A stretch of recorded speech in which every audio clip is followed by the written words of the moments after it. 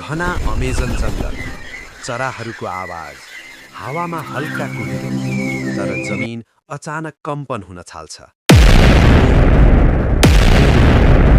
जङ्गलभित्र विशाल हरियो शरीर देखिन्छ। हल्क रिसाएको छ, किनकि उसलाई यहाँ जबरजस्ती ल्याइएको छ।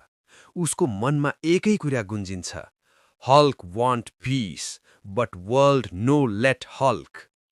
त्यसै बेला रुख भाँचिँदै 10 फिट अग्लो, छातीमा चोटका दाग भएको विशाल गोरिल्ला बाहिर निस्कन्छ।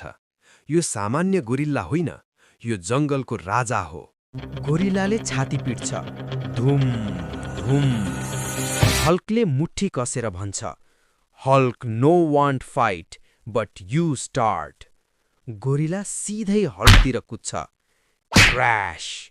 दुवै एकअर्कामा ठोकिन्छन्, रुख उखेलिन्छ, ढुङ्गा फुट्छ।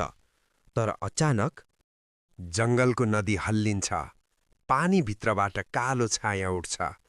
30 फिट लामो विशाल एनाकोन्डा। यसका आँखामा भोक छ, क्रूरता छ।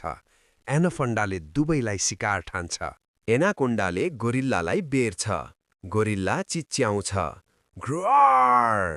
हल्कले सर्पको शरीर समातेर तान्छ, तर एनाकोन्डा अझ बलियो हुन्छ। हल्क पनि बेरिन थाल्छ। तिनैजनाको सङ्घर्षले पुरा जङ्गल विनाश हुन थाल्छ। गोरिलाको आँखामा डर देखिन्छ।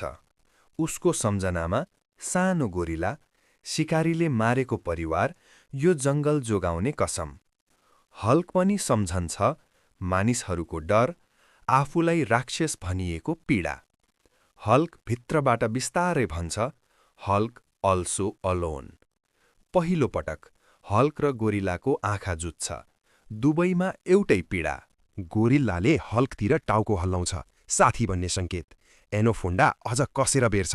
हल्क गर्जन्छ, नाउ वी टुगेदर। हल्कको शरीर अझ हरियो, अझ चम्किलो हुन्छ। मांसपेशी फुल्छ। ढुङ। गोरिल्ला रुख उखेल्छ।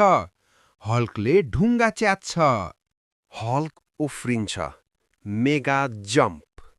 एनाकोन्डाको टाउकोमा स्म्यास।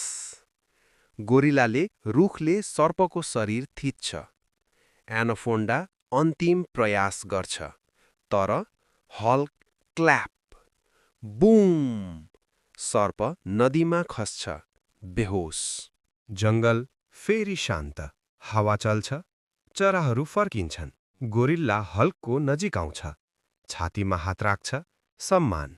हल्क हल्का मुस्कुराउँछ, हल्क फ्रेन्ड नाउ। हल्क जङ्गलबाट बिस्तारै टाढा जान्छ। गोरिल्ला उभिएर हेर्छ। साँचो शक्ति क्रोधमा होइन, पीडा बुझेर साथ दिनुमा हुन्छ।